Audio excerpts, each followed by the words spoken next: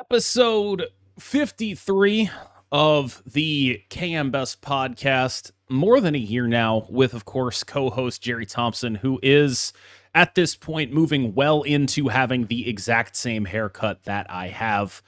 I think we have... I've had this haircut the whole time. It has been under a snom or a beanie for approximately, give or take, 9 months out of the 12 we've done this podcast. Probably. I like being warm. I don't. I gotta tell you, like, I like being warm, but indoors, I am like 75 to 78, no matter what the season is. That's what it is. That's my temperature. There's nothing else. That's warm. You think that's warm? What do you set your thermostat to? Right now, it is set to 76 with the cool air on. Perfect. That's what it's at right now. Okay. All right. That's perfect, sure. But I might still wear a hoodie or have a blankie. Oh, right God, now no. I got little booties on. I'm set to 76. I have a heating pad on, and I'm a little too hot right now. Well, heating pads are very warm, so it's true. It does contribute. We have a bunch of Marvel snaps to talk about. Chamber, Weapon X, Adamantium Infusion, and of course, who could forget Wade Wilson? Grand Arena with the Precons, and then there's a couple of subjects on the back end of this one that I sort of like consider this the business end of the podcast, and the back end is the pleasure end. You know what I mean? This podcast is a bit like a mullet in that sense. So that's that. We're gonna start with the business end of the podcast.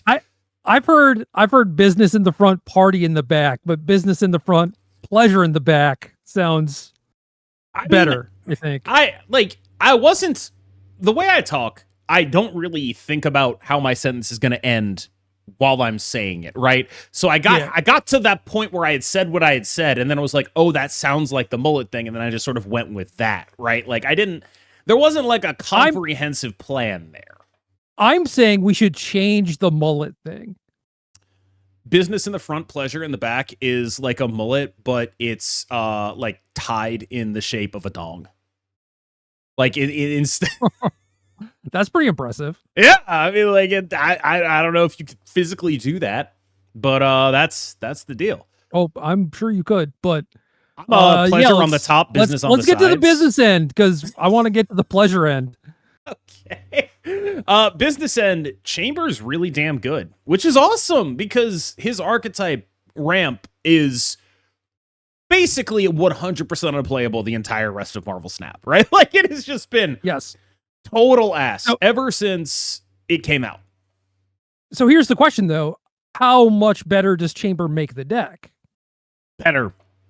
Chamber makes the deck way better, and also War Machine to 5 cost, way better for Electro curves. Like, the way that deck works, it effectively just got 3 points of free power on War Machine and its best possible 2-drop, right?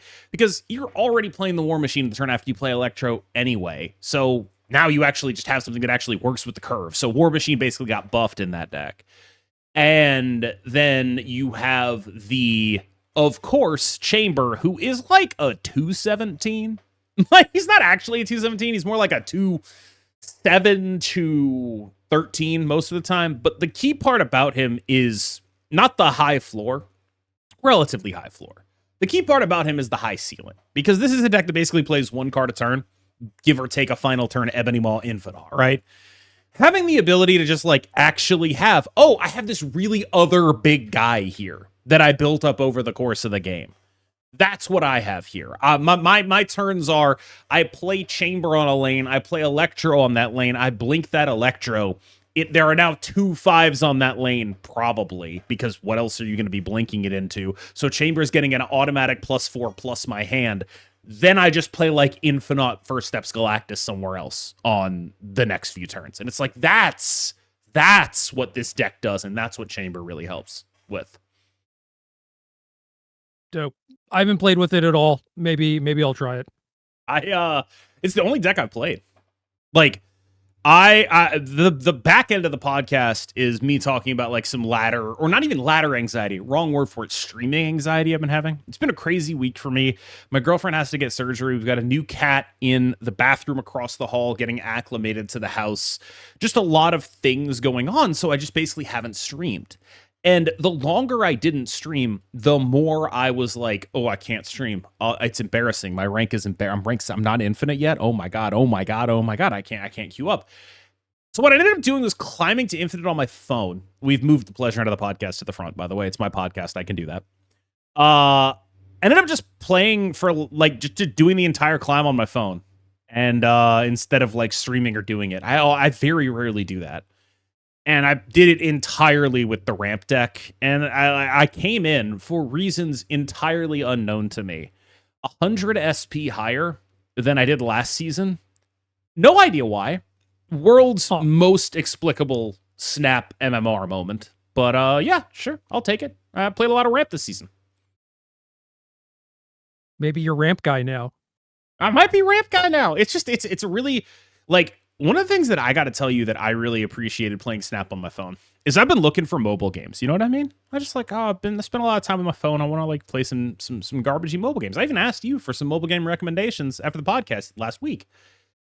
You know what's a really good mobile game?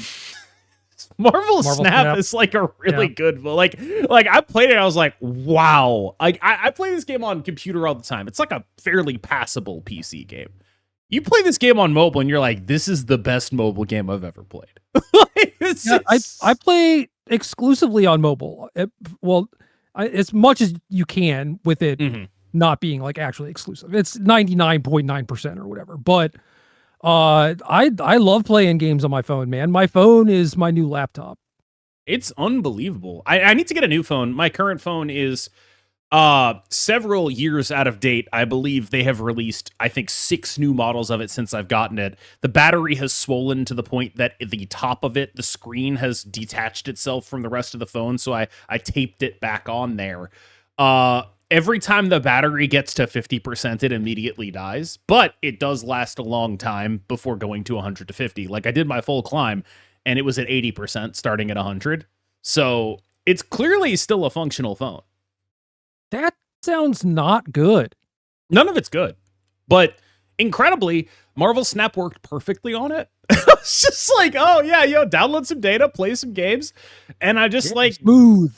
Yeah, it was just like, wow, this is actually a great mobile game. And I gotta tell you, Electro Ramp, great mobile game deck. Like, the best mobile game deck of all time. You play 4 cards a game. Most of them are in the same lane. You make one like non-playing a card decision, and it's like, do I move Vision? And you don't even need to play Vision. Like, there's just so little thinking in that deck. It rocks. I love it. The fact that I have to press a button to activate Chamber, that does make it worse for me. That does actually suck. Yeah. I'm also playing Jennifer Kale. Again, I don't like that I have to press any buttons. But this is a great balance of, this deck is super easy, and you just don't have to learn anything intensive about the deck at all. Like, there's like 2 tips that probably matter. One is if you have Jenny Kale in Chamber and no ramp cards, play Jenny Kale on 2, so you can ramp into a 5 while playing Chamber on 3. That's the only actual play tip I can reasonably give you most of the time. Like, everything else is just the cards do what they say, and they're pretty large. That deck rocks. Like, I'm not saying it's like the most fun deck of all time, but it's fun in a way that something very limited in terms of output, but still quite strong is. It's fun in the way mono red is for me. Yeah, this is definitely like the limit poker of Snap decks, I think, where every turn you are very limited by the amount of decisions you can make, right? Yeah, I've got like maybe 2 decisions most turns, usually less. It's not a lot. And your locations are like your decisions are which locations do I play my things in, right? And like what order you want to commit to each location or whatever. I'm sure, but like once you kind of get the hang of that down, and I guess that's even a thing where it's like, I don't know, maybe you mess it up, but it doesn't matter because you put 30 into locations and you just hope that's good. Yeah, like that's the whole deck. If you play against someone who has a combo and that combo does not die to Enchantress, you lose. You are super dead if that happens. You are not doing anything about that. If they are doing like scaling guys, like if they put like Sam Wilson, Batroc, and Craven, buddy, that's not good. They're probably going to outscale you on one of those lanes. It ain't great. Like, there's just, if there you get Shang-Chi'd, oh yeah, I'm dead. Good thing nobody plays that card. But like, yeah, that card beats the hell out of you a lot of the time. Yeah, absolutely. Not the greatest deck in the world, but definitely a really fun, like, it's my beautiful mid. You know what I mean? Like, it's just, I love it. I love what it does. It speaks to me on a level of, I want to play a mobile game and I don't want to think very hard about it. I noticed one misplay the entire time I played. It was unfortunately a contextual one where I just missed on like a Legion that I could have done. There were probably other ones, but that's like kind of the only thing you can reasonably mess up. Like that and forgetting to activate a chamber. It's really all you're going to get. Yeah, I would hope that you're not like, oh, I forgot to play my card or I forgot to activate my card. Like, yeah, those are mistakes, but I don't know. You should not do those. You should try and clear that bar for sure. I feel like I made more I forgot to activate mistakes than actual gameplay mistakes. Honest to God. Like, it feels like that is a much more common failing when playing this deck. Because, like, you know, the rest of it's like, you know, whatever. But, yeah, the deck was great. It was a blast. I've been playing a ton of it. I got the 1,200 gold chamber variant. Second Dinner sent me 3,000 gold, as they do every month for being a content creator. I immediately reinvested it into that variant, an eco variant, and getting Wade Wilson on the pass for 800 gold, despite the fact that I am very positive I am not playing that guy in anything ever. He is absolutely terrible, and I have no interest in him whatsoever. But I got him anyway because what if he's good, right? You remember when Morgan Le Fay came out and he was like Airwalker, and you didn't have Airwalker? That can't be me with Wade Wilson and Agony? I don't know. Yeah. I agree. I also acquired Wade and then I don't know, just like put him in a proverbial like box in the shelf to never be touched again, but you know. Put his ass in the negative zone, which I guess brings us to Grand Arena, which I don't know, man. I sort of object to the premise of not doing deck building in Grand Arena.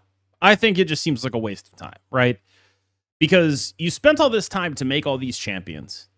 You are running it for only 1 week instead of 2, presumably because you don't think there's enough life in no deck building, right? Which that makes sense. Presumably also cuts off some of your earning potential on this. So what you've done is you've invested the dev time to make 8 new champions, which is more than any Grand Arena since the first. You have done this as part of a presumed collaboration with the Marvel Beat 'em Up game.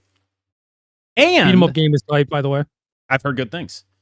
And because of that collaboration, you've put yourself into really weird spots in terms of, like, what are these decks supposed to do? Like, for example, Annihilus, that's the villain of the Beat 'em Up game. Okay, we got to make an Annihilus deck, right?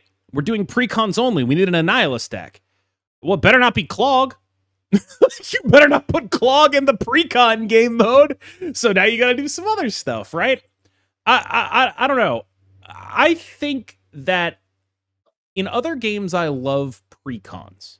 I'm a big fan of playing Precons against Precons. I'm not a big fan of doing it as many times as a Grand Arena would imply that I should do it. Does that make any sense? You think it's better in like a very small doses thing? Mm-hmm. If this were me, I'd be running like, you know, those weekend high voltages. I would do a weekend Grand Arena with Precons. I would just be like, no real grindy thing in here. Just play a couple games. This is our FNM, right? Just play a couple games of this. Get like a variant or something. It's not going to be like super heavily monetized, but then what you do to make that like to offset that is basically say what we do is like every month or whatever, we'll randomly pick 4 out of the 20 Grand Arena champions and their precons and just like go do that, right? Because what has happened is people have realized that the Weapon X and the Black Panther one are too strong. Now the Black Panther one, the consensus seems to be among like not elite players that it's the strongest. Among elite players, the consensus seems to be that Weapon X is the strongest. But that also like it speaks to, say, the ease of play of the Black Panther deck compared to the lack of ease of play of the Weapon X deck. But like that's just a function of having to play a lot of games, right? Like when I do precons, it's like we play 1 game, maybe 2. We're asking people to play a lot of games in a grindy game mode if you don't buy that pass. It's almost locking them into a really bad experience because, like, what? You expect precons to be balanced in a reasonable way? Like, I don't know. Yeah. I think that is difficult to do, but you were kind of arguing with yourself in terms of like, oh, you want the pool to be smaller, but like you recognize the fact that this is like a week-long game mode with a pass that people need to play a bunch of to finish, and therefore it is better that there is more content and that there are more champions for that. My argument is that the problem isn't the pool of champions or the grindiness of it. The problem is that there is too much being asked of a precon-only game mode here. I do not think that a precon-only game mode can carry the kind of monetization and rate of play that comes with that monetization that Grand Arena has put out there. Sure, but if they were going to attempt to do something like that, I think the bigger the champion pool is, the bigger the precon pool is, the better it is. That's probably right. True. I also think that like the weekend thing is really not that much different than just doing it for a week, because I am the type of person who logs on for like 10 to 30 minutes a day. I imagine there are a lot of similar people like that. And what you're talking about where you're like, oh, I'll get a couple games in, over the course of a weekend. That's what I do over the course of a week, man. I guess my largest thought process is just, I don't think precon only can support the monetization model it is currently attached to. And I don't disagree with you there, but I also don't think that allowing deck building is a good solve to it either, because inevitably something happens where like someone posts the first screenshot of like, oh, here's my 80% win rate deck, and then people just copy that a bunch. Right, but I think it's much better. Sorry, continue. It's regardless of if that's even like the best thing to do. It's just as soon as someone says like, oh, here is the broken deck in the format, everyone is going to latch onto that. I agree, but I think it's much better to actually have the option to do that. You know what I mean? Like right now, what's happening is there's a deck that does things that double and no tech available. And so what you're presenting to a player is like a math problem that says 2 + 2, and then you say, but you can't actually say 4. Like that's the thing that's getting me here is like, I think that people wanted a precon only game mode because they wanted a casual experience. But because of the way it's monetized, it can't ever be a casual experience because there are cards on the line. It simply cannot happen. If there are cards on the line, and unless you want to pay that 800 gold, it's going to be a lot of grinding to get them, which means you need to win, right? I think that it is fundamentally not a thing you can ask of people to not do that. But it is worse because the problems and the solutions are so obvious, you just don't have access to them. You look at them and you're like, I'm not stupid. I can solve this problem.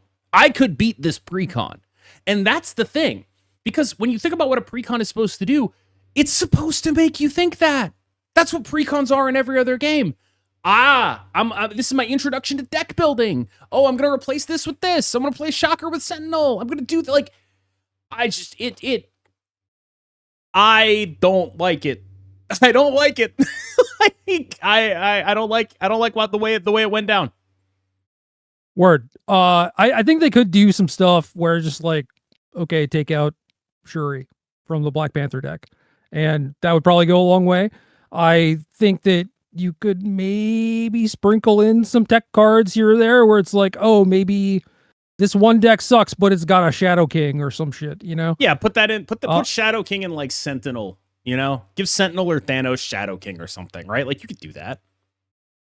Sure, and then it gives you like a reason to play that deck. Maybe I don't know, but yeah, it's not perfect. But I don't think any of these game modes have gone down as perfect. It's always been like, oh, this is like the broken thing to do, and blah blah blah, and allowing us to build our own decks doesn't solve for that. It just means I have to wait, I don't know, 4 hours until Internet Guy 27 tells me what I'm supposed to be playing. Yeah. Yeah, I don't know. I think building your own decks doesn't necessarily solve the problem of people complaining. I don't think anything's going to solve the problem of people complaining or of metagames getting solved. That's just a normal thing that's going to happen. But right. What I think so it in the solves meantime, for... in the meantime, I have a game mode where I can just click and play, and I don't have to put any thought into it. I think that is an admirable goal, but the monetization of the game mode actually does make you think about it, unfortunately, and that's the problem. I do think that those are conflicting. Yeah, for sure. But I do think that there are a bunch of people who are just like, I think it is silly where, okay, it makes sense that Weapon X is one of the champs. The card just came out. It makes sense that deck is pretty good. It is kind of awkward that deck is one of the better decks when you also have this weekend mission telling people to play Weapon X. I'm glad that it works where I can play champions and still get credit towards it or whatever, but it's like automatically basically telling you to play one of the better decks, which means that there's going to be an overinflation of those. I think that that's pretty unfortunate. Well, that's not even the one people are mad about. Reddit is mad about I know Black it's Black Panther. I know that deck's like number 2 or whatever, but I'm just saying like that is contributing to people trying out a wider swath of things. Sure. Where it's like, oh, they're offering me these 8 gameplay experiences for free. I should probably try to engage in them, at least the ones that look fun to me. And I think the vast majority of people are probably doing that. Yeah, I do think that this is a case where naturally taking agency away, anyone who cares enough about the game to go on the Reddit, anyone who cares enough about the game to go on the Discord, they're not going to like that. Like that is, I think, the target audience. Yeah, it's almost certainly baked in that like this is going to be, you know, I think people like to think of Reddit as casuals. Nobody on a Reddit for something is a casual. They might be casual compared to the hardcores, but they're not a casual. They're still like top probably 10% engagement with the product, right? That is not like someone who is looking for discussion forums on something is at the very least a hobbyist. You know what I mean? That is something they care about a little bit. And so I do think that like when you make a decision like this that is aimed very clearly at everyone who isn't that, everyone who is happy to just log on and click a button that says play, that is the kind of thing that community sentiment is not going to be a gauge of in a meaningful way. And I get that. But I do think that I don't like this still. Yeah, that's fair. I think that's fair. I think that you are right where it's like, yeah, maybe this should not be a format that is monetized or whatever. I totally buy that. It's probably going to continue to be that no matter what. But it shouldn't be monetized. Are probably correct that it makes more sense. It just shouldn't be monetized like that. You know what I mean? Like there should be a way where they can just like, you know, instead of making Grand Arena the centerpiece of a season, they should just be like, here, it's 2 days of Grand Arena. There's 20 precons. Go do some shit. Go wild. You're right. Maybe it should be all the precons instead. Here's every precon we've ever made for a Grand Arena. Go nuts. You have 2 days. Good luck figuring that out in 2 days. Because I think it's the time limit, right? They'll probably figure it out by the end of the 2 days. But it won't be the entire experience of the event. Whereas here, takes 2 days, event is solved, and now the majority of the experience of the event is the thing that is solved and sucks and people don't like. And I think, like that's really the thing is like the event probably has to be X amount of time long in order to be monetized the way it is. And I just think that like if you're trying to do what they're trying to do, the goals need to be different in terms of how you're marketing it. Like this could be a permanent fixture of the game. They could do this every weekend. Do Precon Grand Arena. That's the kind of thing they could do. Maybe that's a terrible idea. Maybe I don't know anything about monetization, but I do feel like it runs counter to the goals that they set in the game mode, or the meta goals of the game mode, to do what they've done with it. I see what you're saying, but I do think that there is a larger swath of the player base that you never hear anything from. Yeah, absolutely. And like, to be clear, this is my opinion. This isn't just like, all my Discord is mad about it, because I know that my Discord is high engagement. I know the main Court is high engagement. I know Reddit is high engagement, and I know that's not what the goal of this product is. I get that. I just think that they have stumbled into a thing that is very hot location-y. Does that make any sense? This is like the hot location of game modes. Hot locations are not for me. They're not for anyone who plays a lot of this game. They are extremely easy problems for people to solve. And I'm going to be honest with you. I think it's very clear that they are an engagement booster. And my source on that is there's no way they're dumb enough to be like, yeah, we're just going to keep doing this for 3 years without having some numbers behind it. Like, they cannot be that stupid. It's impossible. So the fact that hot locations keep happening, to me, is like pretty clear evidence that there is a large swath of players who are not vocal about this in any way, who happen to enjoy when they have an easy to solve puzzle in front of them. And what bothers me about this game mode is it presents an easy to solve puzzle and then says you're not allowed to solve it. There's a guy in the game that counters this Black Panther deck, and you can't play him. Yeah, but it's in the game, but it's not in the game mode. I know, but it's like, and if this was a separate game, wouldn't have an issue.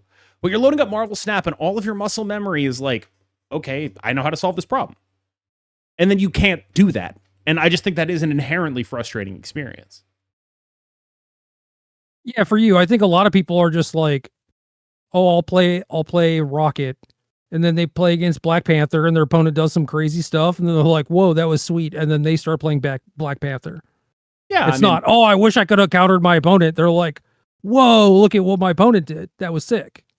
Maybe I'm overestimating the negative impact here. It's entirely possible. Like, I do think that this is like, a lot of the time you talk about like how, internet feedback isn't meaningful. It just kind of is what it is. Or it is meaningful, but only for a certain cohort. I don't think I've ever seen a decision that is like so clearly not aimed at everyone who talks about this game. That's fair. But like, you know how there are people who are like well adjusted in the world? No. What's that? Well, me either. But allegedly they do exist. And I feel like they're not the type of people like going deep in Reddit subreddits. Yep. Because they're out there like living their lives or whatever. And yeah, you can just like play a game and see your opponent do a thing and not salt off about it. Like, oh, this is bullshit that I lost. It's, whoa, my opponent did that cool thing. And I want to try to recreate that experience for myself. I want to make that thing happen. I will say I'm a little bit wary of like just providing this as like a cop out for everything, right? Like, it's pretty easy to say, community sentiment doesn't matter when you're making a decision that is almost explicitly geared to people who are not part of the community, so to speak, which this is, right? But I do think that there is a risk of that becoming like a dominant assumption, and I think it would be bad if it did, where it's just like, well, any decision you can justify by saying that the people who are talking about it are actually the minority, Like, that's a really easy. Well, they literally are the minority. They literally all are the minority. I don't know if this is like, a 1-to-1 comparison or not, but like take Magic the Gathering and Commander players. Very importantly, not competitive EDH players. Yeah. Those people are different. But I was recently at this charity event, and I know that there are things that happen in the Commander community where people are complaining on the internet, right? But really on Sunday, we go to the store that was hosting this charity event, and our tournament had 90 some people in it or whatever, right? Like we packed the house, it sold out. And Sunday morning, like 9 or 10 a.m., I don't remember which, people were lined up outside to play Commander, and the store was also packed for their Commander Day. This is every week. Yeah. I'd never seen any of those people in my life. I'm never going to see them again. Well, they're not engaging in subreddits. They're just showing up at the local coffee and game store to just play with strangers and make friends. Sure. That's crazy. I'm not arguing against the existence of those people. What I am saying is that the existence of those people does not prove or disprove whether or not this was a good idea. Because it could very well be that this was a good idea for those people. It could also very well be that they have the same opinions we do. We have no way of knowing by nature, right? Sure. Second Dinner knows. They have data. They get to know, but we can't. I would hope they know. And I would hope they know whether or not those people are, converting money from this mode. Yeah. Like maybe they're enjoying the mode, but not spending it all. And it's like, well, that's a failure, right? Yeah, like basically it's one of those things where I don't want to like just be like, oh, well, they made this decision for all the other people and therefore it's a good decision. Because I don't think that's necessarily true. It could be true. We'll never know if it's true though. Yeah, I'm not, to be clear, I'm not justifying it. I'm just saying, like, I understand how decisions like this get made. Sure. Yeah. What if Redditors are like, okay, this game mode sucks, therefore I will spend money to acquire the card because I want to have the card, and then the company is just like, oh, well, this mode made us a bunch of money, and it's actually just because they got a card kind of at a discount or whatever, but like they actually hated it. I kind of wondered. Just tells them the wrong thing. Yeah. My biggest fear with Kid Omega was that it was probably really successful. Like around the time that happened, I was like, I bet they made a shitload of money off this. I really hope they don't learn the wrong lesson. I'm very glad that seemingly it was not very successful. I appreciate that.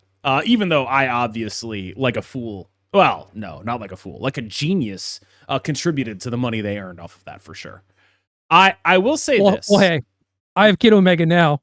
It's fine. Yeah. Everything is fine. I'm proud of you, man. Good for you. That's awesome.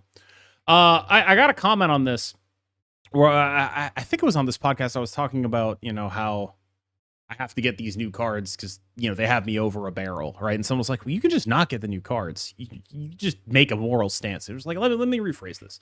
I don't want to make people feel like I'm being forced to get the new cards. I am a crack addict, and they keep releasing crack. Like, I want to be super clear. If I were not a streamer, I would still be doing this. that is what's going on here. It's not like, it's funny because I know that. Like, if anyone asked me, I could have told them. Yeah. Like, it's like I God only knows how many various Magic cards I have ordered and never played. Do you know how many just closed TCG player packages I have in this house? It's a number that I don't think is double digits, but it's more than it should be, because the number it should be is supposed to be 0. Like, that is just not an okay thing. Also, I tried to get you to start playing HSR again because it was pretty fun, and then you like logged on, got the guy, maybe got his weapon too, and then just never played again. That is exactly what happened. I logged on, I spent $100, got the guy I wanted, the Gilgamesh knockoff, then logged on back when Saber came out, did not get Archer, if I recall correctly, who is literally free, didn't play the game enough to get the free guy, but did get Saber with the leftover that I had from the hundo that I dropped. I do this because I love acquiring things. That's it. It's the love of the game. And that's why you have another cat. No, that's actually total. I'm insulted by the comparison. The cat, I did not win a cat gotcha, okay? I did not invest shit in the cat. No, I didn't invest shit, right? This is the opposite of a gotcha prize, right? A gotcha prize free, dog. That's what I'm saying. A gacha prize is where you invest first and then get the thing, right? This is the exact opposite. It shows up randomly and then you spend money. No, see, you're doing it wrong. Gacha is, yeah, you kind of pay up front and then you get a thing, but then you pay for it with your time.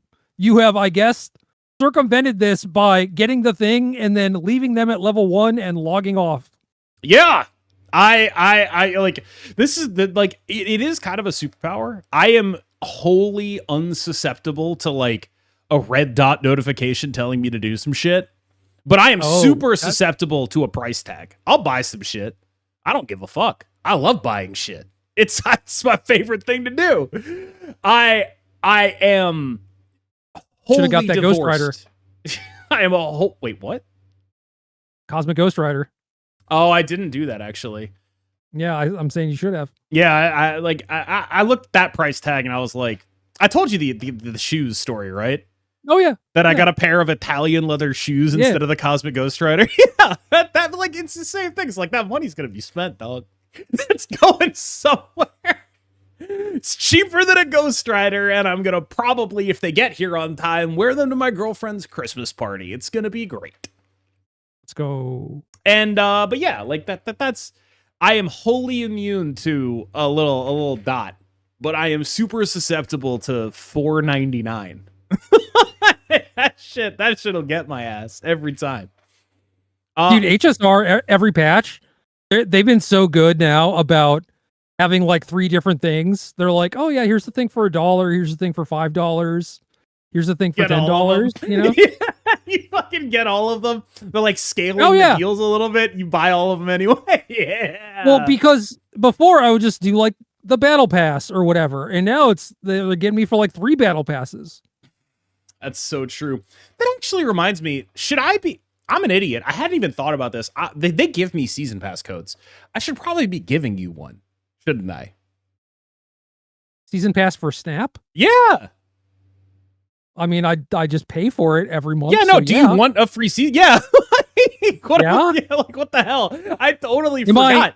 Am I taking one from one of your viewers or yes, or what? Yes, you are doing that. Well, yeah, I don't want to do that. Yeah, assuming you actually do give them away. I do that. I do give them away. I gave one to Monty after he won GG because he somehow didn't own it. And it was like, well, now you're actually going to be collection complete, but he's not a season pass buyer. He's full free to play. So he got all the free tokens from GG, got every card in the game except the season pass. So I gave him a season pass. There you go. I also offered one to Fox, another GG winner, because he was entering my giveaway. And it was like, wait, really? Are you entering my giveaway? I was like, I could just give you one. And he was like, I would rather die. Because again, it's not about having the stuff for a lot of people. It's about the gambling. For me, it's the stuff. You offer me that, I take it every time. No, I will take stuff as long as it's not zero sum, you know? I get a X amount every month. Not sure if I'm NDA'd on that. I know I'm allowed to say I get them, obviously, but I don't know if I'm allowed to disclose the amount. And I get, usually they are being given away on stream, but I guess we'll talk about the stream anxiety part of this. Cause I haven't been streaming. I haven't streamed since Monday. It's Sunday right now. It's going to be almost a whole week. I didn't realize that I liked Marvel Snap anymore. Does that make any sense? It's like, I love talking about it. I love being able to be a pundit, to opine and be listened to.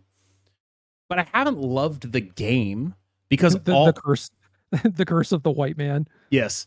But I haven't loved the game because all my experiences of the game has been with streaming, right? I'm playing on my computer, I'm streaming, I'm doing all of that, and that comes with a lot of shame. It comes with a lot of, I feel bad when I lose, someone is stunting on me, all of those things, right? And so when I played my Climb to Infinite off stream, one of the things I realized was this game is awesome and I do love it, and I just have all these negative emotions associated with streaming. And so I'm working through that right now and trying to figure out what that looks like for me. I'm going to be back streaming, but I do wonder because like I just get this like pit in my stomach of anxiety about it when I do it. Like, what if people judge me? Well, have I been like, and it's like, have I just been sort of sitting with that unacknowledged for a very long period of time? The answer is almost certainly yes. And now I'm sort of explicitly dealing with and answering it. But it is very weird to me that like, it just never occurred to me to like play off stream. It was always the same thing for me. Like playing the game and streaming were the same thing. And so I wrapped them up in my head because that's the experiences tied together. And it's just like, I didn't realize how badly I respond to negative things in the moment when I'm live. I just didn't realize how detrimental that was to my enjoyment of anything.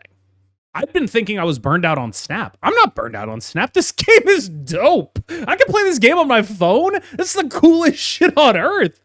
I'm burned out on having people judge me. You know?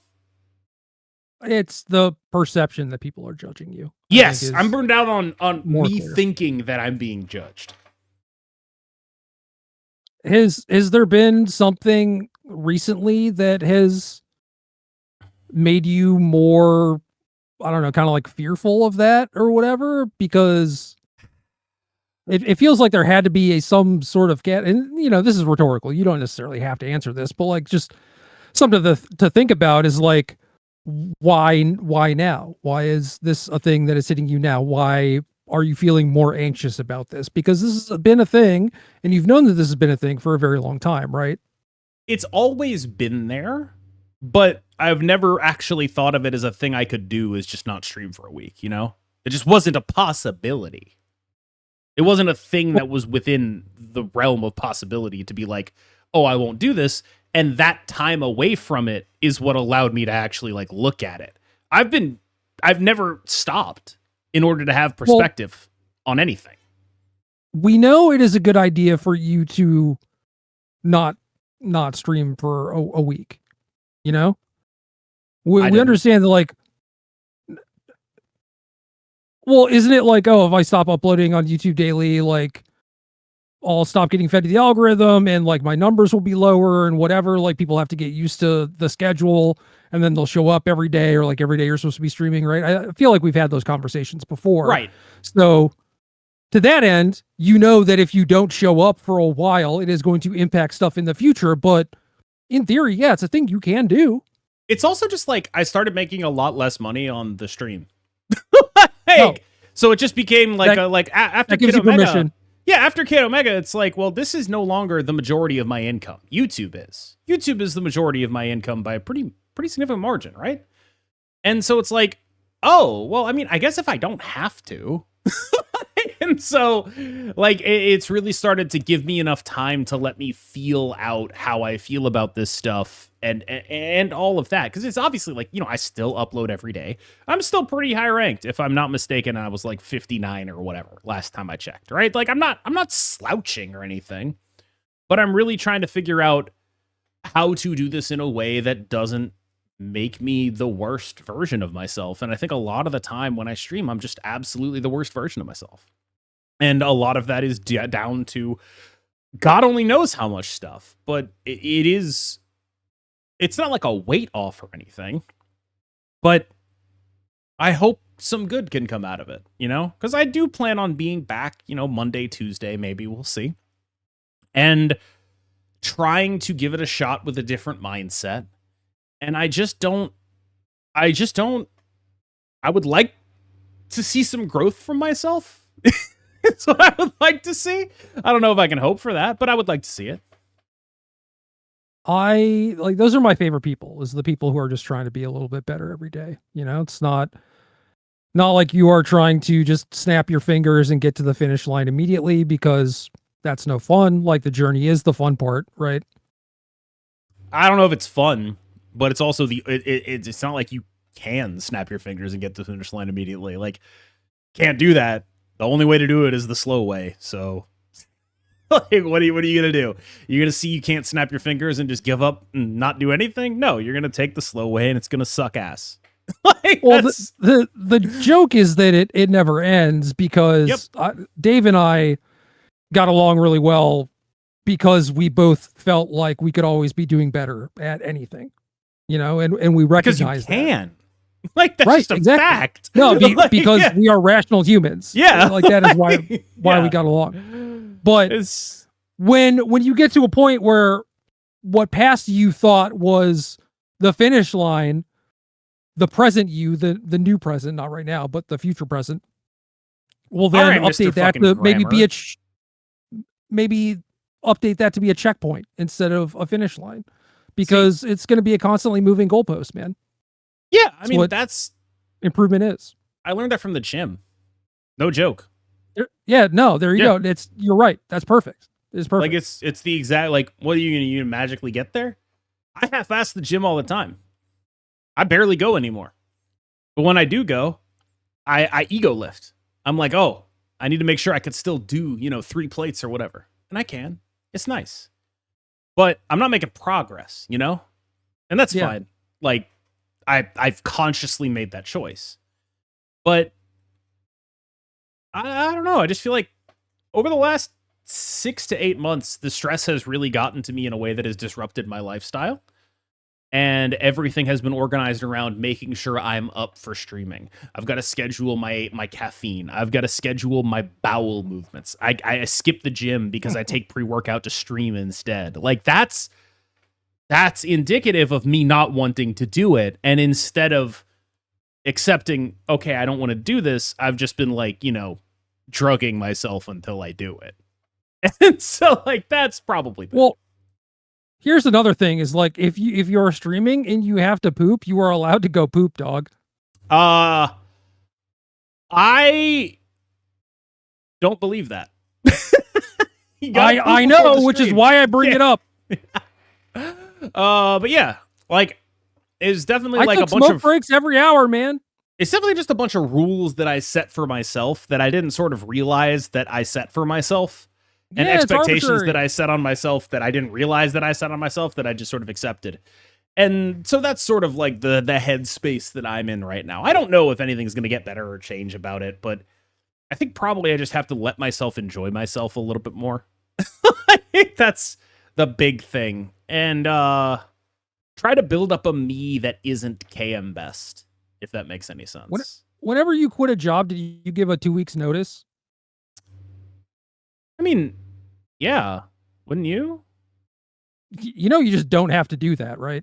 Yeah, but like, you don't like, if I was quitting for like I've never quit for like, you're a piece of shit and I hate you. Whenever it's been like, this is not for me. I don't like this, but I respect the people that I work with enough to be like, hey, here is my notice. I plan to leave on X date. Yeah. Yeah, if you respect the people, then sure. But if it's just like, well, yeah, I don't even think it's like I respect the people. It's just what you do. It's polite, and I would rather be polite. Like if I would have to be.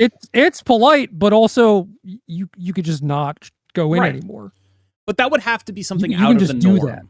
I'm sure I could. You can just do that. I'm trying to illustrate to you that all these arbitrary rules, yes, they don't mean a goddamn thing.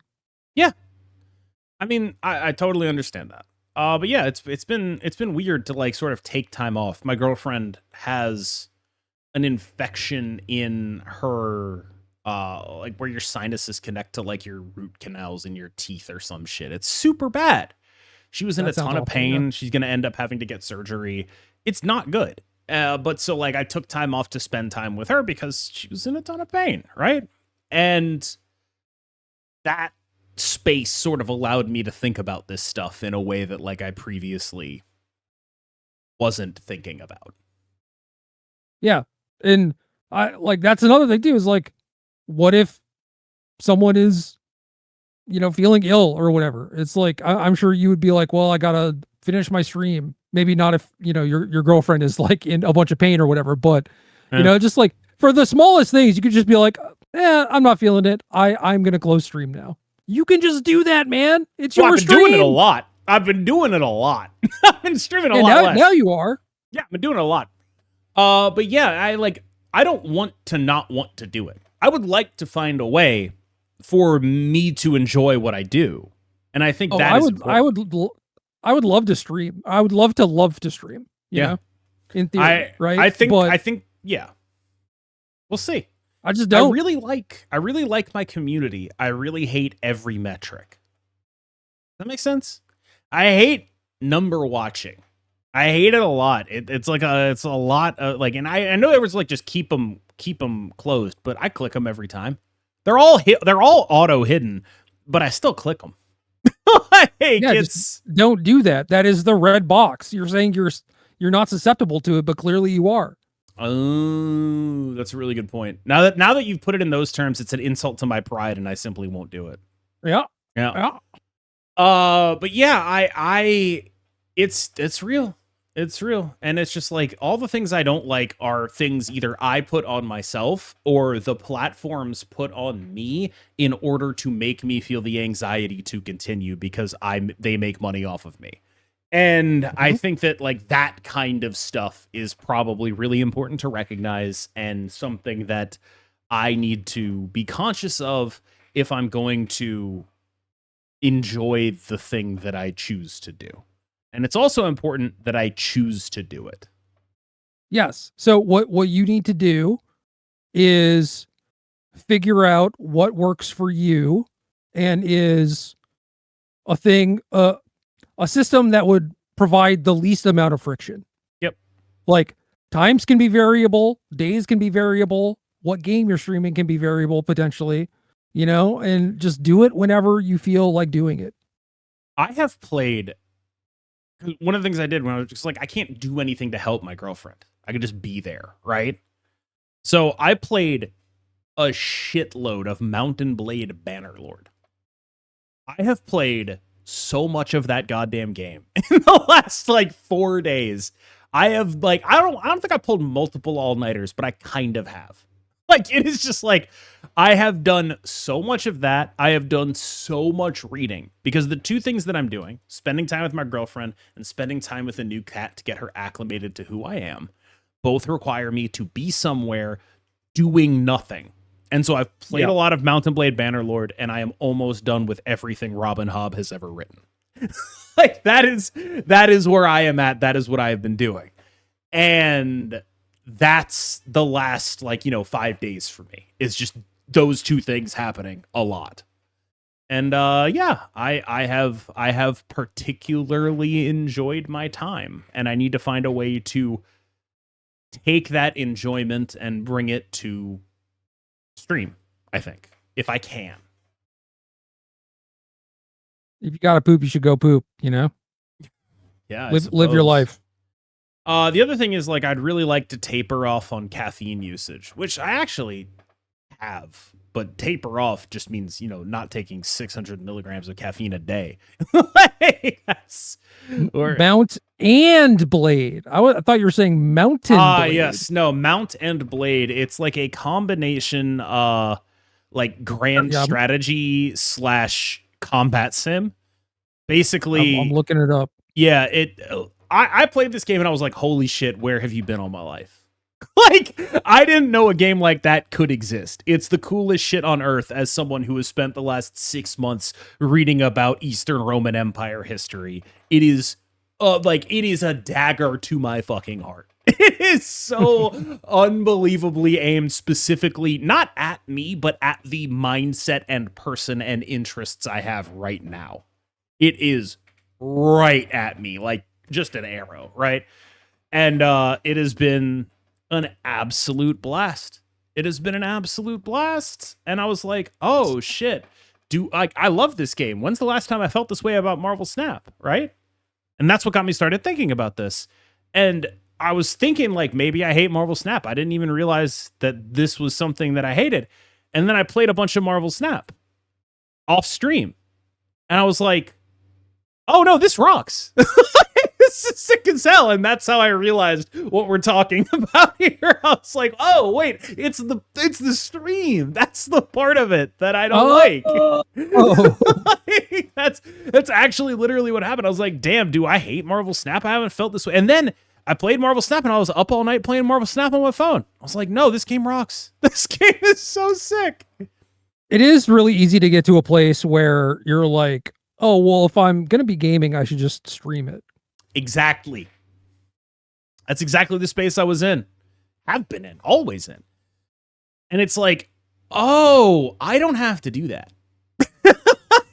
I realized the answer was like, yeah, that's true if I hated myself. And I do hate myself, just not to that degree. I mean, I actually think I like myself a fair bit more than I deserve, but you know. Yeah, so you're allowed to just not stream. Just yeah, no, it was like that was the big moment of I'm not gonna like retire from streaming. I'm gonna what I'm going to do is give it a real shot with all of this knowledge in my head and see if there's a way that this knowledge helps me break out of a lot of my bad habits and avoidant behaviors around streaming. And yeah, I mean, like, if I can actually, you know, use this and take it somewhere and just not look at numbers every fucking time I do everything. Like, actually convince myself that it doesn't matter and this is just something I do because it has to be something I do because I enjoy it.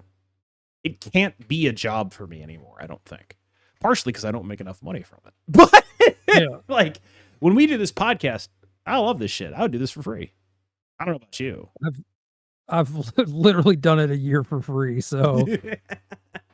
Yeah, well, I do it for approximately... Maybe you should learn something from me, dog. I'm just showing up. $67 a year, dollars a month. I ain't looking at shit for numbers. I ain't expecting any paychecks. Yeah. I'll get you a free season pass. You do it for a season pass, fucker. It's your job now.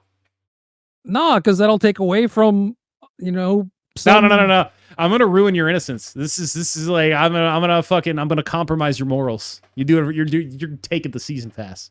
I'm not gonna take it from some small starving child in Iowa. I mean, I'm sure they will be fine without a Marvel Snap season pass, since you famously can't eat those. Well, they'll be fine, but they will have less joy in their life. I don't know. That reminds me of the conversation I had with do you remember the whole Michael Ringer bit? As part of my conversation with him, I offered him a Marvel Snap season pass. I had a code lying around. And he was like, "Oh, that's very kind of you." And I was like, "It's really not, because then you'd have to play Marvel Snap." And that's how I feel about your starving kid in Iowa.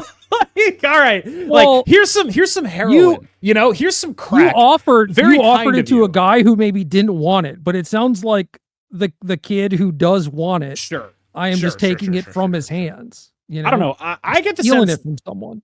I get the sense that my chat cares more about the gamble than the winning. That's always been the impression I got. You should just do a gamble for nothing. We do. We gamble for channel points all the time. There are no channel point rewards worth redeeming. People redeem the curls one, and I just don't fucking do it because I'm locked in. They'll redeem curls, and I'll be like, nah. It's like, will I refund it? Also, no. Like, sorry, dude. Yeah, but you gotta have a thing, not like a coin flip, like, oh, is this my best variant of this card or whatever. You gotta have it be like a giveaway where it's literally one winner. Okay. They get the bragging rights, everyone else feels bad. Okay. Because when I did the channel points thing, it was just like, oh no, my 10,000 channel points. See, the channel point number, like, things that don't work on me, notifications of shit I have to do. Things that do work on me, number go up. That shit works on me every time. If you tell me I lost 10,000 channel points, I'll be like, fuck, it'll take so long to get those 10,000 channel points back, man. I gotta gamble more. Well, yeah, I mean, I just always slammed. Right. But then because it didn't matter, and then I couldn't gamble anymore because I didn't have any points. You slam your 10K. Yes, you slam your 10K, and then you see it get plus 50, and you're like, damn, I just wasted so much time. How am I ever going to get those channel points back? That number goes up sometimes, and that's what makes it all worth it. Oh, I have a great idea. Okay, you do a gamba where everyone has to type "love KM" in chat.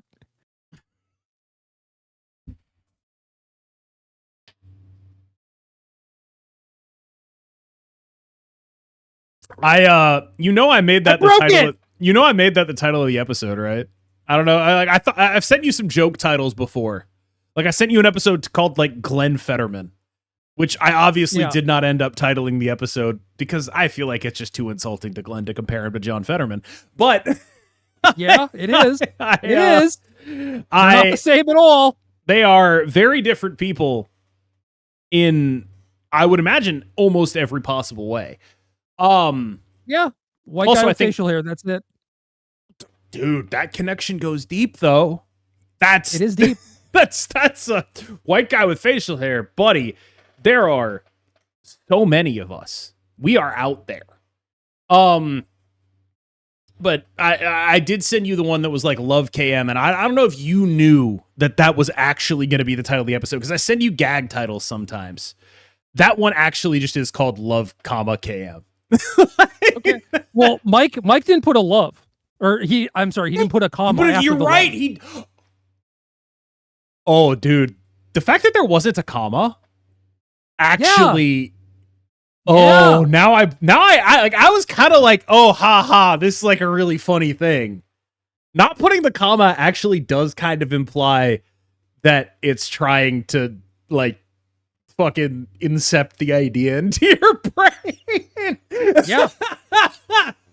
All caps too, baby. That I remembered. I just assumed there was a comma. Like, nah.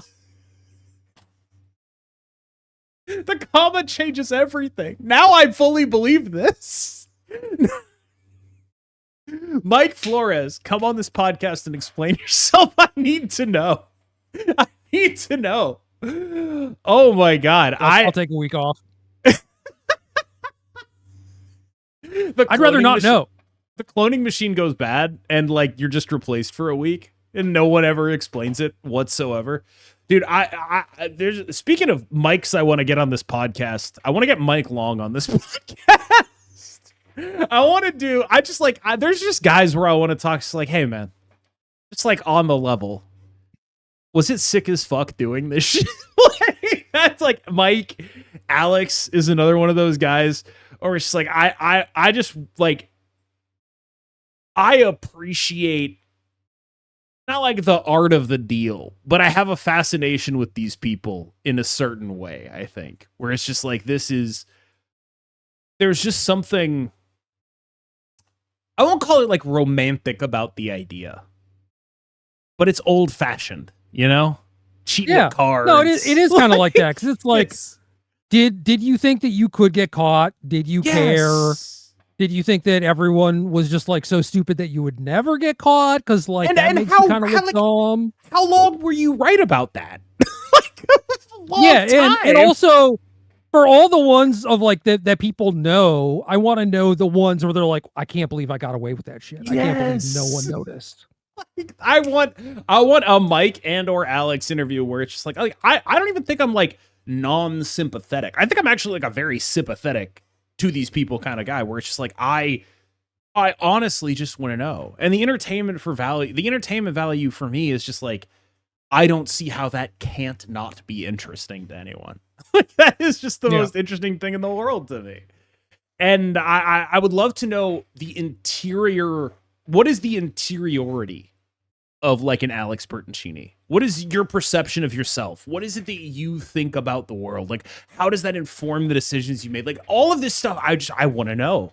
It's just something regarding Alex, I could tell you, he thinks that he is so much smarter than everyone, and Magic is a game of variance, and he just assumes that he is getting unlucky all the time, and he is kind of like fixing the odds in his favor. He is winning as much as he deserves to win. Right, but that's fucking stupid. He can't be that stupid. I mean, I guess he can be that stupid, but it's like, I feel like that's the kind of conversation where it's like, if someone says that, you got to just be like, hey man, you can't possibly be that stupid. And that's where the interesting part of it is for me. Like, you can't honestly think that that's what's happening. You can't fucking seriously think that. But like, that's the conversation I want to have with someone like this. Like, I just want to know. I want to engage with that interiority. It's something that is fascinating to me. I don't know. Hubris is a hell of a drug. I guess, but it's like, how can you be good enough at this game without understanding that getting unlucky is something that evens out? Like, how the fuck is that possible? Because he's not that dumb. You know, like, how are you good at card games without understanding that? How the fuck is that possible? You're making a face like he's that dumb. I know many such people that are that dumb. That's insane. I guess there's probably like, how am I getting, like, I think for me, I do a lot of dumb shit, right? Get mad. How am I so stupid as to do that? But it's not necessarily about the card game. It's about, like I talked about, like all these things that I've stacked on top of it, right? Yeah, that's like an emotional thing. Yes. The other thing is, well, I think it's just I want to win more, and how can I justify it to myself? And that is probably, it's like a person with loose morals who wants to win more, doesn't want to accept the fact that he is maybe not as smart as he thinks he is or wants to tell himself. And so concocts this idea in his head that he is so much smarter, and that allows him to justify doing it because, like, he should beat this person because that person is dumber. But, like, to my knowledge, Alex never cheated against me, right? Like, maybe the first time we played, he did, when I had no idea who he was, and he probably had no idea who I was. But when we were playing on the opens and stuff, like, he was mostly straight up, like, like he was overly communicative and stuff like that, and kept his, like, zones very clear and organized. That shit didn't happen against anyone else, Yeah. It's just one of those things where it's like, I feel like there's a really interesting conversation in that, Like there is. Have it with yourself. I'm going to get a water because you can just get up if you want. I actually don't think you can. We're going to tie you to a chair and generally strap. Wait, your gaming chair actually has straps on it. Gerry, I know you're getting a water, but when you get back, I'm going to need you to explain what's going on here. Are you meant to strap yourself into this chair?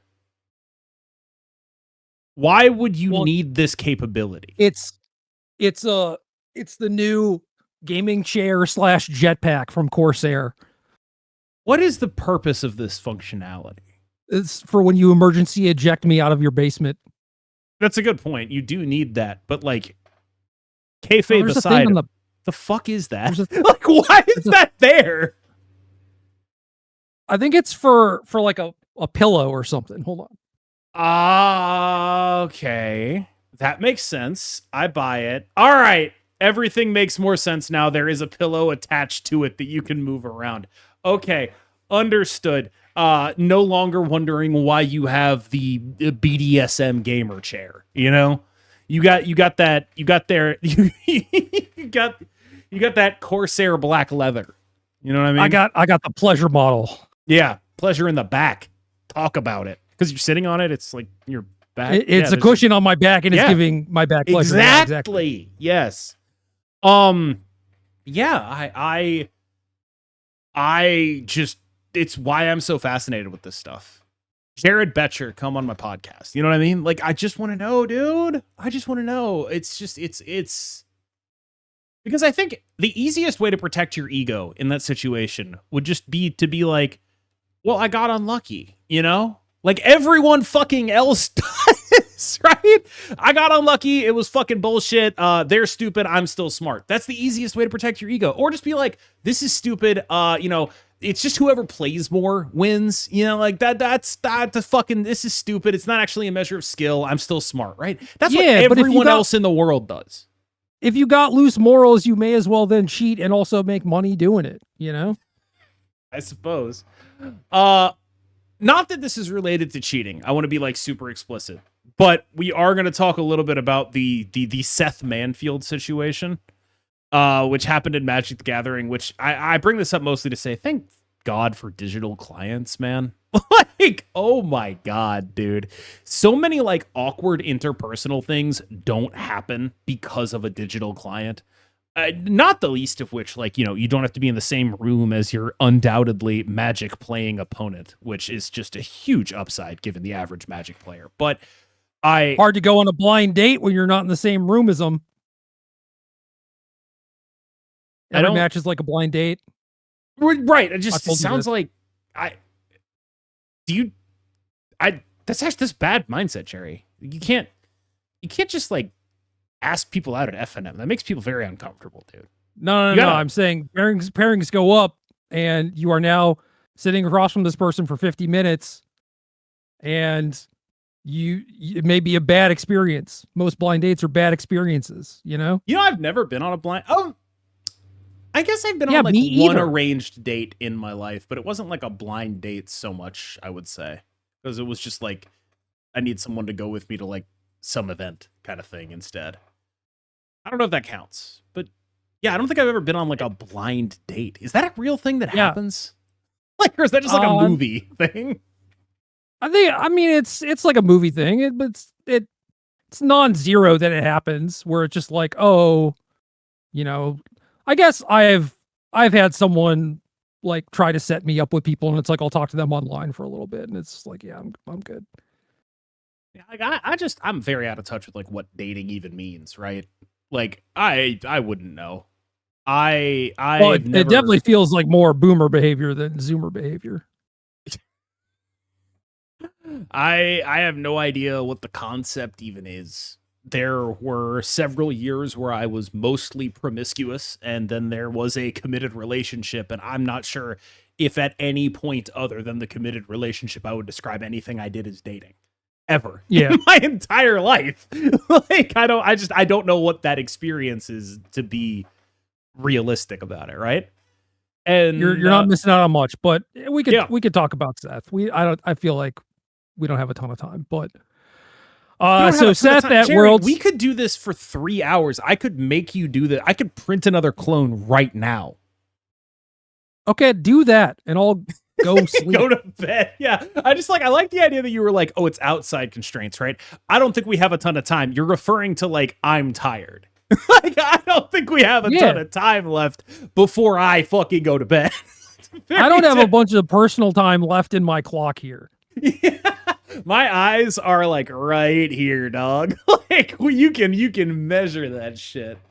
But yeah, Seth, as I understand it, did a couple of takesy-backsies en route to a world championship, which is just a really funny situation to ever come up, I think.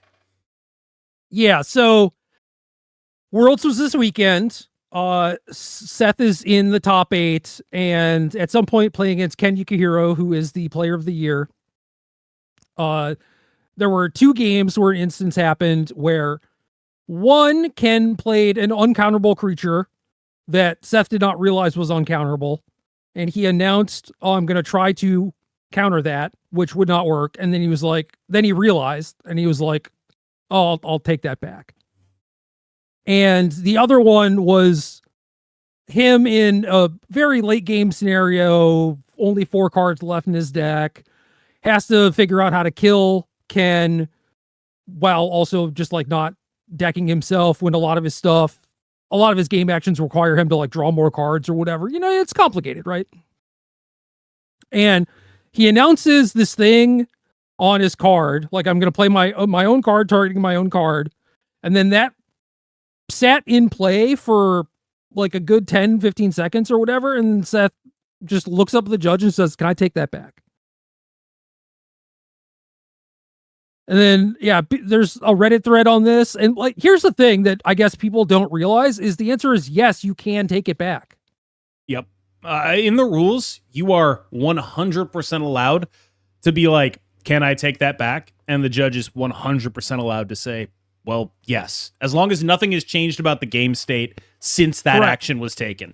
And since it's Seth Manfield, that 15 seconds is just like, that's how long it took. Like, there is no way Seth Manfield took 2 game actions in 15 seconds. Not a chance. So that was definitely the last game action.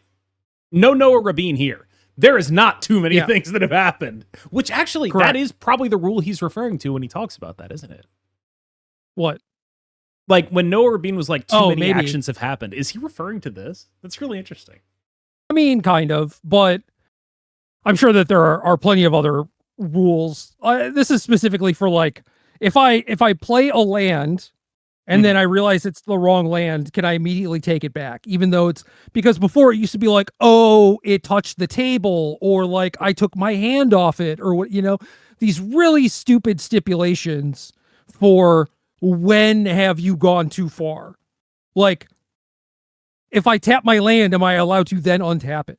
Like that kind of thing. Like that used to maybe not be allowed. It's just stupid. So the rules are a lot more friendly now, where it's like if I play the wrong land, realize, oh, I can't cast the spell that I was going to cast, pick up the land, play a different land. Nothing has changed. So yeah, you should be able to take that back.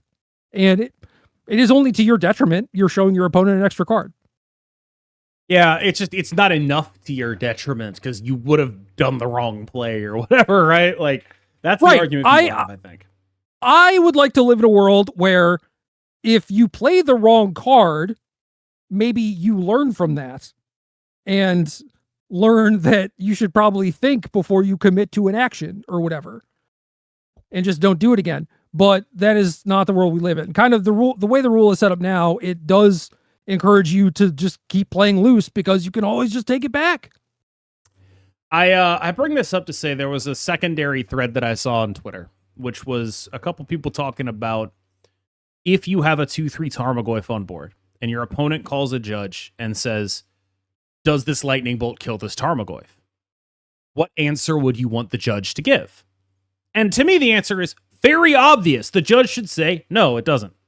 But everyone in the comments was just like, the judge should say, like, some obscure rules lawyer bullshit, like, it will deal 3 damage to the Tarmogoyf, and then state-based actions will determine whether or not, like, that's the answer they want the judge to give, because they want to get value from knowing that, of course not, that the bolt does not kill the Tarmogoyf, right? Like, they want to know that, right? I am personally of the opinion that I think you should give as much grace to players as is physically possible for you to do. I think if Marvel Snap had like a little button that you could click and be like, what happens if I do X, Y, and Z? That would be an amazing feature. And it would not be breaking any rules to have that. Like, that would be a great thing to have. I think if every game had the ability to just call someone and be like, rules question, how's this work? The idea that enough people think that the answer the judge should give should not be to help the player, but to preserve the advantage they have from knowing an obscure rules interaction is disgusting. That is disgusting. Yeah. That is. I think what could happen in that situation is the judge tries to clarify the question, where just like, can you ask this a different way? And then it's like, well, if I lightning bolt this, how big is it going to be by the time it checks how big damage is or whatever? Like, that is what the judge is trying to get you to ask. But like, if you don't know enough about the rules to even get to that point, you're just kind of sunk. It's just like, do you know why I pulled you over kind of situation? And it's just like, it's so stupid. It's very stupid. If someone asks you, hey, if I lightning bolt this Tarmogoyf, does the Tarmogoyf die? And you are a judge, and you give any answer other than your lightning bolt will go to the graveyard first, it will have a more toughness than that lightning bolt deals damage. I feel like you are failing the community. I genuinely believe that. You are... Well, they should explain why. It's like, damage, like, lethal damage doesn't get checked until like state-based actions or whatever. As part of casting the spell, it ends up in the graveyard. By the time it does the damage, it's already in the graveyard. But, well, it has done the damage before, but state-based actions are not checked until the spell has finished resolving, at which point the Tarmogoyf will be a 3/4 with 3 damage on it. That's why. You should explain to the person why it actually works that way instead of just saying no. I feel like state-based action is like, if we're talking about that, you're just like way too confusing for anyone who'd actually be asking this question. Damage doesn't kill creatures. State-based actions kill creatures. Yeah, like by the time you're getting into those weeds, I think you've gotten too confusing for the person asking. Like I think. But you can explain it in a dumbed down way, where it's like, you cast a spell, it deals 3 damage, the spell resolves and goes to the graveyard. Now the Tarmogoyf's a 3/4. Now we check to see whether or not damage has killed anything. Yep. Everyone loves state-based actions. What a cool mechanic. You can leave the legal jargon out of it. And state-based actions, I think, is legal jargon. But God, I really want to know how Noah Rabin would answer this question. I guess it would depend on who it was, right? Yeah, it would for sure. It's like Alex playing against me, you know? Anyway, the Seth story is fun because he won the tournament, and now it seems like that is what people are going to remember, or at least I hope that is the case, because that would be hilarious. And this was against Ken, who, when I won a Pro Tour, I played against Ken in top 4, and I used a -4/-4 card on his 4/5. Grasp of Darkness? Oh, okay. I was just trying to figure out a card. Ida Migraine, was not feeling well, was throwing up, all this stuff. Still won the PT. Easy game. Anyway, Ken looked at me. Ken looked at me like, dude, you okay? And I'm just like, no, I'm not okay. And he was like, did you mean to target my 4/4? He's basically just like, you did, right? And I was like, no, I didn't. And he was just like, he was basically like, take it back. And I was like, no. And I just passed the turn. I mean, that's great behavior from Ken there. Can I ask a question? So Ken allowing Seth to take it back, like him not fighting or anything, that I totally get. I see. He would be like, yeah, nice guy. Yeah, Ken is a cordial person, I will say. But continue. No. I was just gonna ask, like, is there a language barrier there that impacted this? But you seem clearly to be saying, like, hey, not a language thing. He's just a nice guy, and he would let you do that. Yeah, I think so. I mean, I guess it's a little different where Seth like thought for a while, did a thing, and then realized that maybe his thing was bad, and it's worse than just doing a thing that is like obviously very stupid. Yeah. Like lightning bolting a 2/3 Tarmogoyf with no instant in the graveyard. You know, like that would be obviously very stupid, right? But Ken to me was just like, obviously this is so dumb, you did not mean to do this. I have a 4/4 right here, right next to it. I'm surprised you didn't just say, yeah, my bad. If he was like, did you, why not? Why wouldn't you do that? You don't know me very well. I know, I guess I'm not surprised, but it just sort of feels like if you make that mistake, is the reasoning not that you thought it was a 4/4? Like, is that not true? I don't know what the fuck I thought. Okay, so I was like saying, I thought it would die. Certainly, that's why I did it.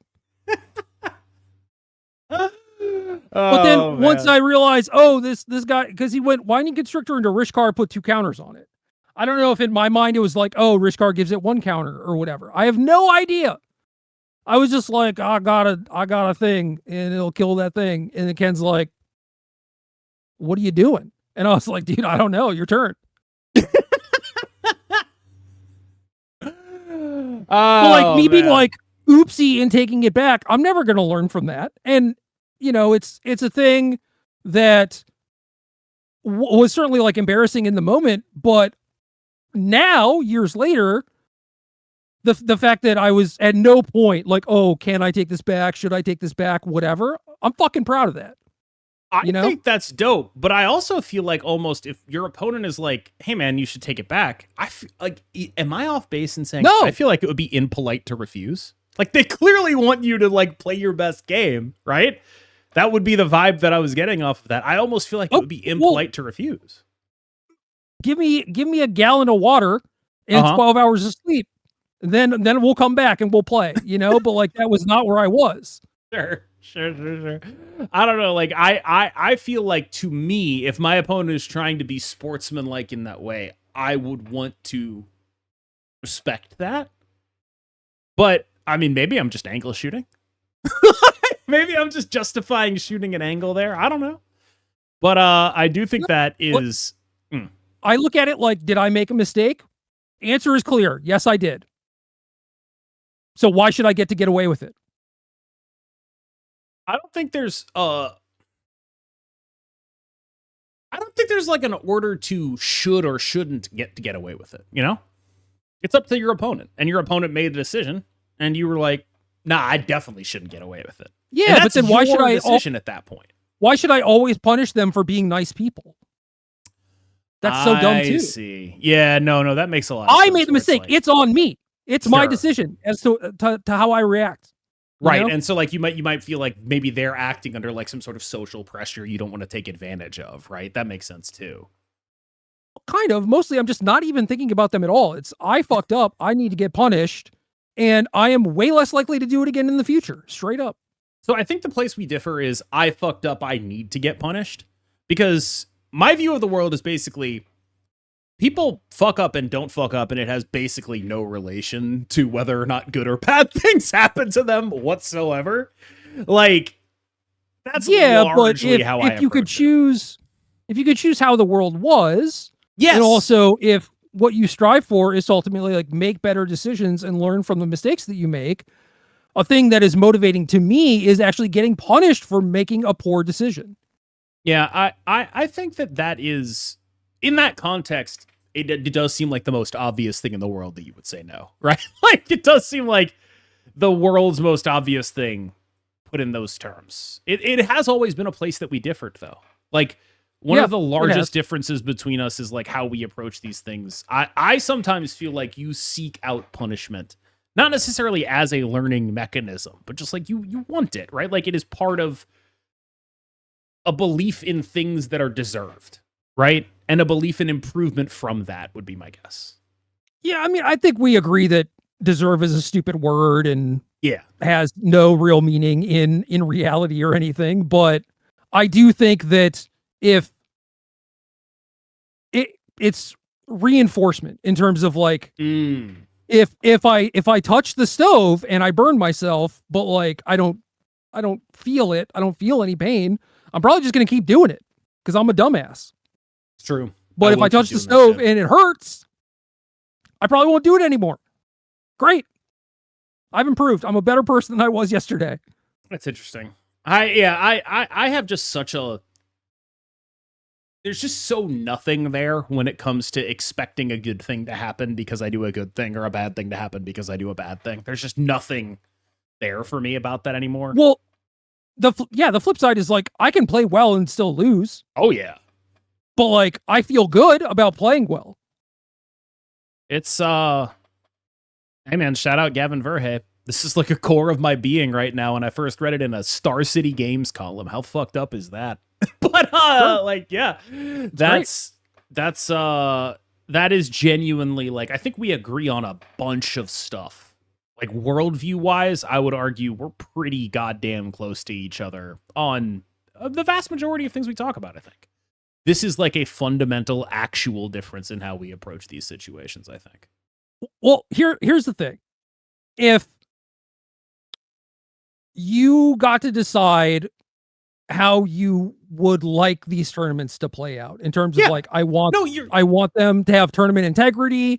I want the best, most prepared players to win or do well, whatever. I want there to, I don't know, be as close to, like, what's the reward system? Merit-based? Yes. You but know, you're arguing functionally for a categorical imperative morality. This is not to get too fucking nerdy. This is Immanuel Kant. State-based effects. Yeah. This is my state-based effects, right? I was gonna make a even nerdier joke about state-based effects in the context of like state actions in the Middle Ages, but I held off on that. I hope you appreciate that. But you're arguing from a categorical imperative, right? Like that is what Kant's philosophy was, which is like, is this the right thing to do? How would it be if everyone acted this way? Right? Like there's a children's book about this. I mean, no, Dave loves talking about this children's book.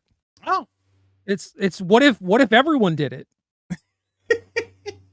Yeah, I'm probably butchering this because it's been a decade since I was in college doing philosophy stuff, right?